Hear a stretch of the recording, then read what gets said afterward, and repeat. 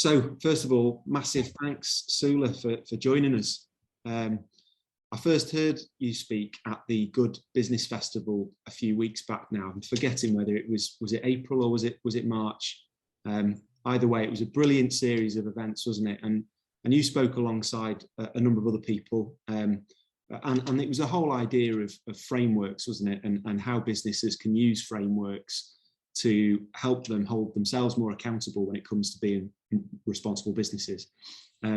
So we heard somebody from B Corp, we heard yourself from Blueprint for Better Business, and we also heard somebody from the trade unions talk about frameworks.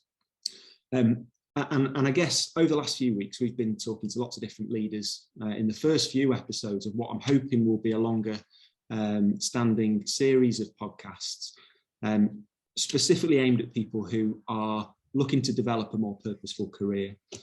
And we've heard some really inspiring stuff, leaders who've managed to completely turn their careers around by finding their true calling or their cause and embracing a more purposeful and impactful way of working. So today it's your turn to share your story. But before we dive into it, I wonder if we could just start by hearing a little bit about Blueprint for Better Business. What is it? Who uses it, I suppose? And how did it all come about? So yes, hello. Thank you very much for inviting me along to do this. So Blueprint, we're a small charity. We were set up in 2012, and the reason we set up is to try and create better societies for better business. That's our purpose. And we're a very small team. There's 6 of us, and the way we work is initially it was about changing the conversation about why business exists. What are we here to do? And to shift from 2 prominent ways of thinking that were dominating business over the last 20, 30 years, which was that the purpose of business is to make money and that people are motivated by money, status and power.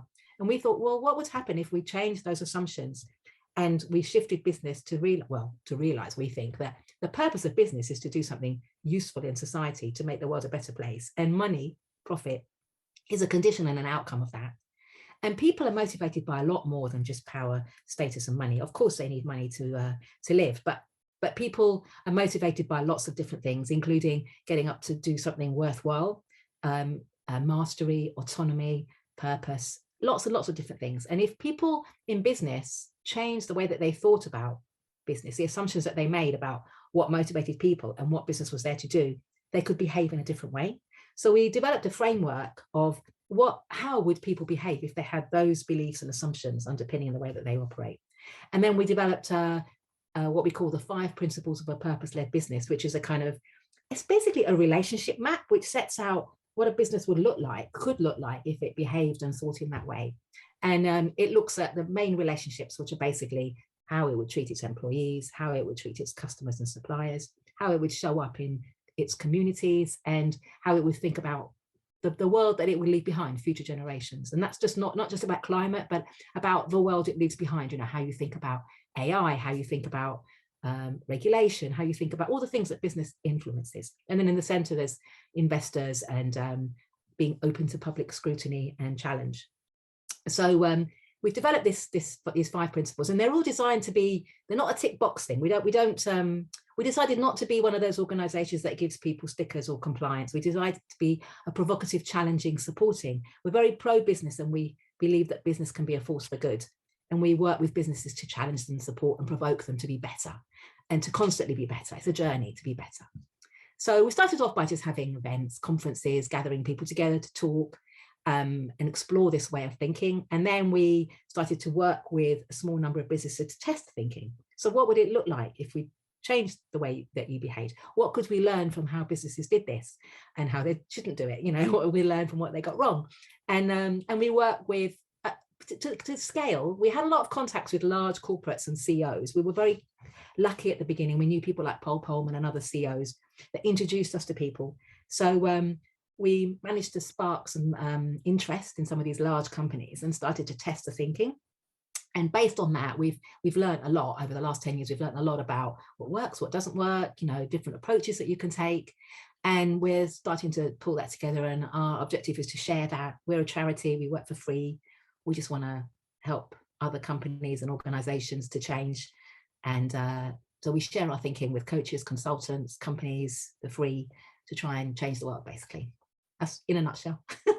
So that's a whistle stop through. So it's 10 years this year then. Wow, I hadn't realised. Yeah, 2012. I've been in Blueprint for 10 years this year. That's a bit scary, but yeah. Wow.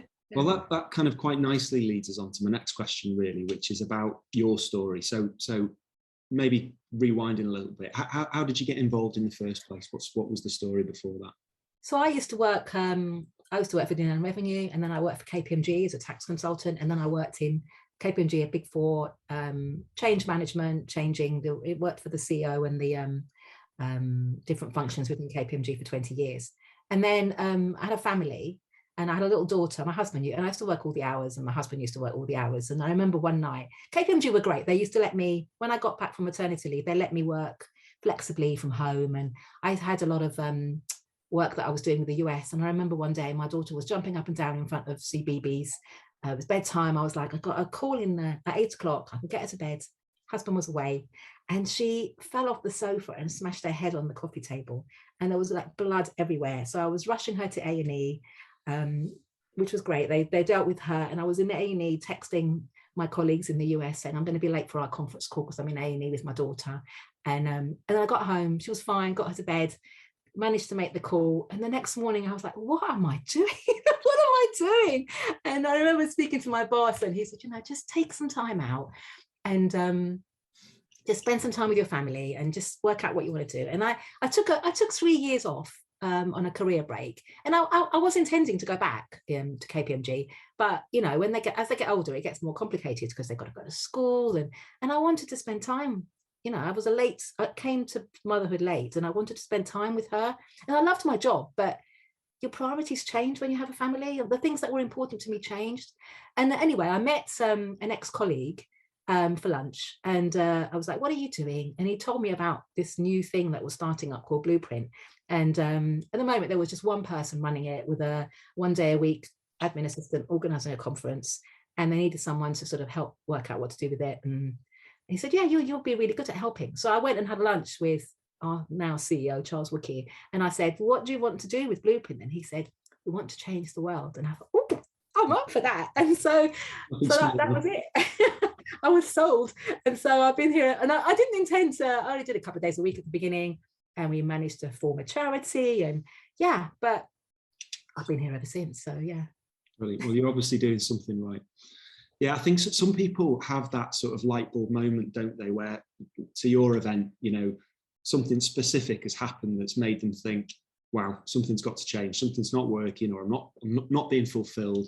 And I think that there are the people that have that eureka moment, but then there's others, I think, where the penny drops a bit more gradually.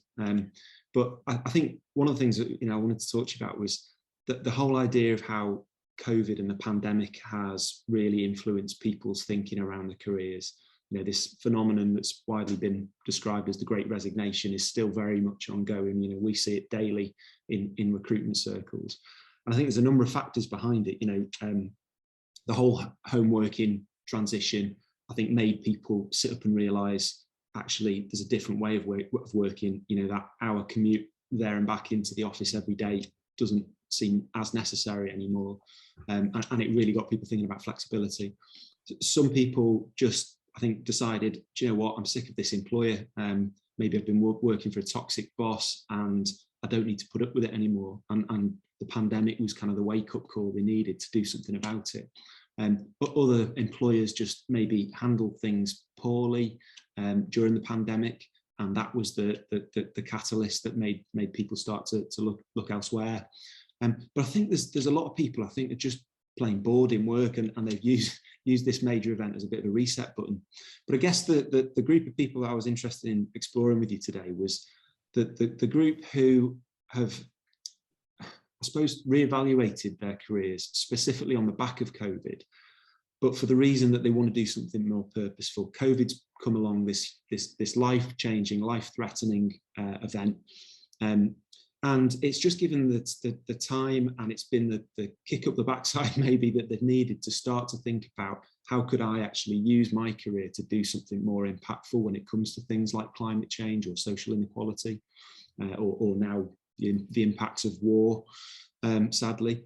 But you know, all of these things, I'm interested in, I suppose, what you're seeing and how you have noticed that through your work with Blueprint. Yeah, I suppose.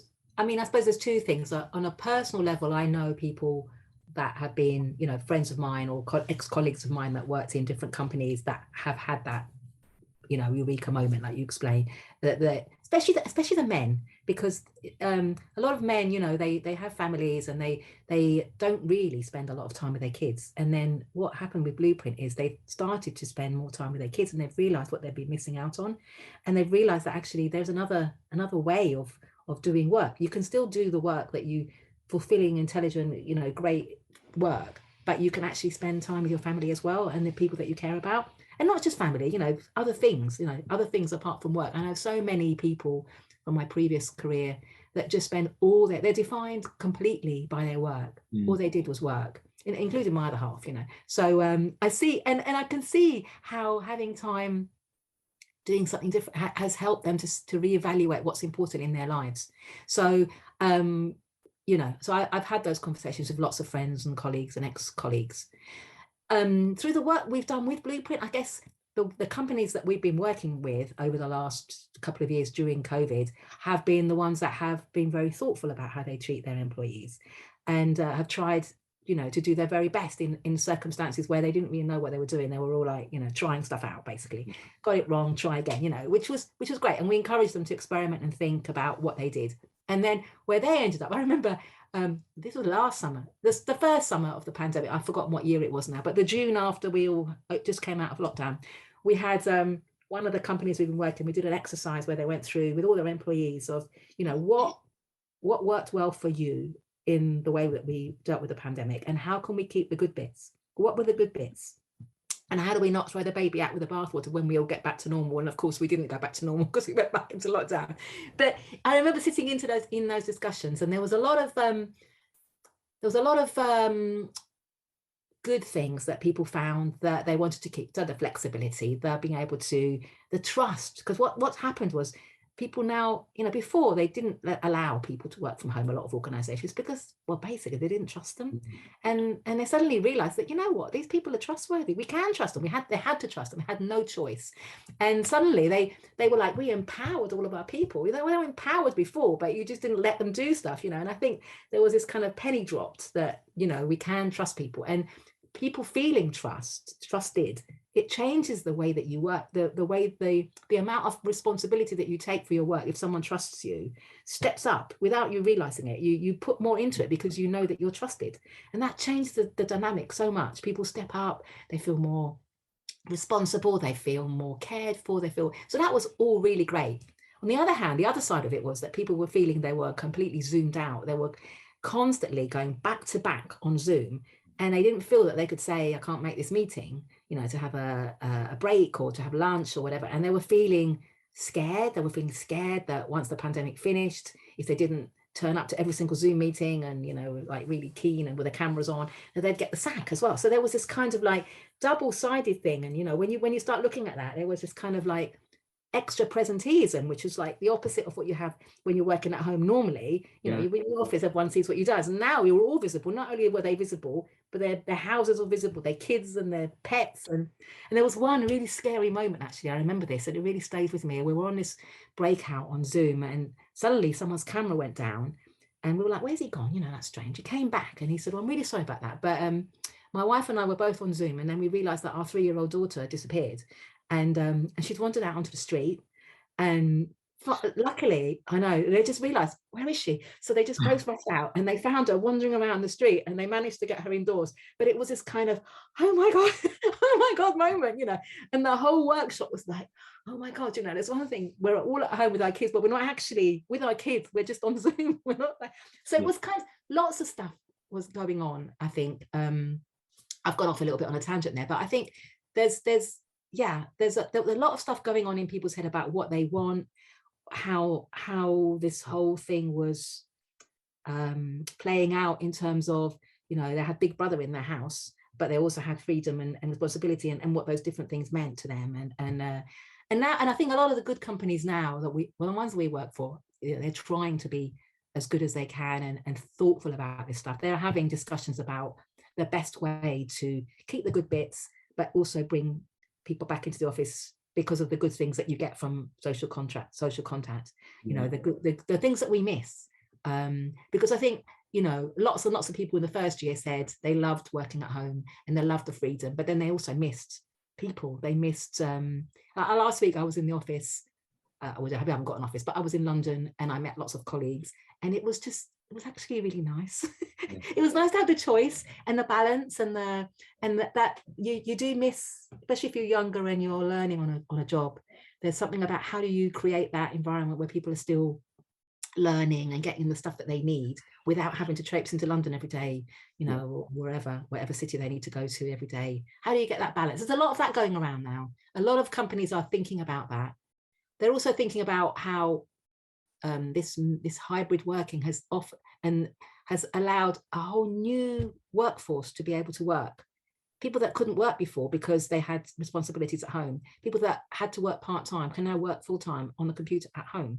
Sure. And I remember one company said to us, you know, it's a whole new workforce, you know, a lot of, especially single mums or people that have got other kinds of caring responsibilities, you know, older parents or whatever it might be, or people that are disabled that can't get to work, you know, they can actually employ them because they don't have to be mobile anymore. It's wonderful. There's a lot of, but there's also other people, not mentioning any names, that think that everybody should be in the office all the time, otherwise it's not an efficient use of buildings. So we won't go, So, and that's gonna, I think, make a lot of people really evaluate their options and leave. And it's a shame because it's unnecessary to demotivate people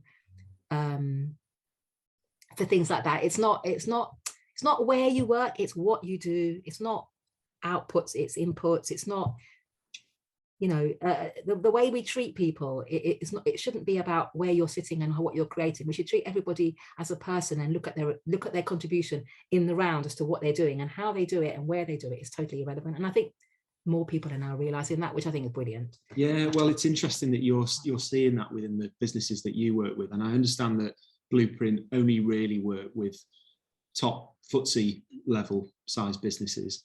Large, one. Not necessarily all FTSE, but very large. Yeah. Not because we don't think that this is relevant to smaller businesses, but because as a small team, we just wanted to test it with organizations that have got the time and the space to be able to invest in testing the thinking, and also to hit a lot of people at once. So we just thought to test the scale, because we think a large organization's got a lot of employees that can be affected by the change, and also those employees will then interact with customers, suppliers, and so the knock-on effect is bigger for us as a small charity. Yeah, well, it's interesting you talk about young people as well, because I read in a report last week that by a medium-sized consultancy business that, you know, young people's desirables, their wish list when looking at new roles, new careers, purpose is actually, it's for the first time, purpose is actually trumped package, which, you know, never used to be the case. Certainly not when I was building a career and when I was a bit younger. You know, and that's really encouraging, I think, you know, when you look at some of the stuff we were talking about at the Good Business Festival the other week, you know, around the future of work and the ability of young people being able to shape a career that is a bit more meaningful. You know, the fact that we're seeing that now in statistics, and that's one of just a number of reports that's reporting that same sort of dynamic. In the last couple of episodes, we spoke to leaders who had made a very conscious choice to do something different outside of their own organisation. Ben Tolhurst was the MD of the asset management division of JLL in episode 1, and he left that role completely to become a climate activist, essentially, working for Business Declares. And then in episode 2, we spoke to Helen Chambers, who was working in a senior management role at Money Supermarket, and again, she left the organisation, completely pivoted her career to do something completely different as an impact director with Geeky, sustainability startup. So 2 examples really of people who've chosen to leave their current organisations to join somewhere new and do something completely different. For those guys, though, who might be thinking, well, I want to do something more meaningful, I want to have more of an impact on some of these important issues, but I don't really want to leave my current organisation. What advice would you give them to start to explore ways of how they might be able to make more of a difference on things like climate change internally without leaving? Where would you advise they start that thought process? Well, they need to, yeah, I mean, we don't want them to leave. We don't want people that, because we want the organizations to change. If everyone leaves, nothing will change. And that would be a real shame. So we work with a lot of what we call change makers within organizations who are basically banging their head against the brick wall, and they come to us for a bit of, coaching and help. So help me to change the organization from within.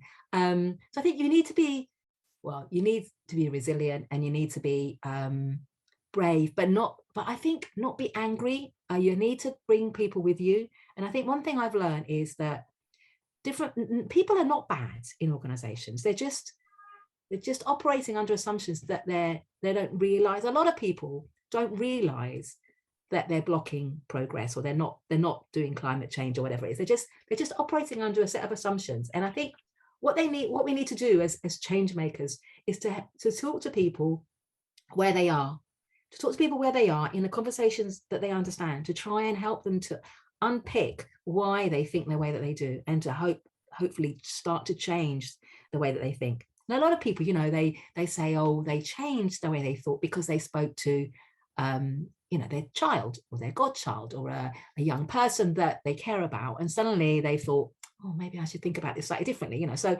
that people, and then they start to unpick their own assumptions. So when I think, for me, people in an organization need to help the people that don't want to make change to change. That's the only way we're going to get change. We need to change from within. And we have got, do a little plug for Blueprint now. We've developed what we call a knowledge base with our learning. It's very new, it's free. And in there's a section on how to be a change maker in an organization, and some tools to help you to work out how to find allies in an organization, how to work out where you can find people in that you can understand what makes them tick so that you can help them to change, workshops that you can do for them if you've got the agency to run a workshop, things that you can point them to read, things that they can watch to help them to see that there's another way of operating. And if anyone wants to go and have a look at it, it's completely free. It's called, it's on our website, www.blueprintforbusiness.org, and it's called the Knowledge Base. You just have to log in, create a login, and you can go in, and there's lots and lots of resources in there. But it's aimed at change makers within organizations and at coaches and consultants that want to change business. And it's not, we don't give people the answer, we just give them lots of questions that they can help work out where they are, and then they can use those questions to help other people in their organization to come along with them. So it's not easy. None of this is easy, but don't give up. My advice is don't give up, and just find allies, find other people like you in other organizations, or you're in your organization, to help you to find the resilience to change from within. And remember that people that run businesses are not bad. Most of them are not bad. They're just too busy to think about stuff properly.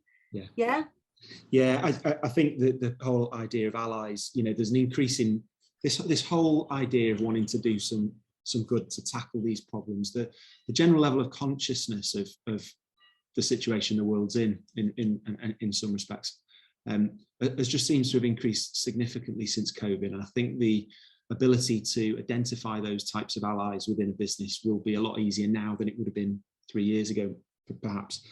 And the knowledge base, definitely going to be looking into that after this. So thanks for that.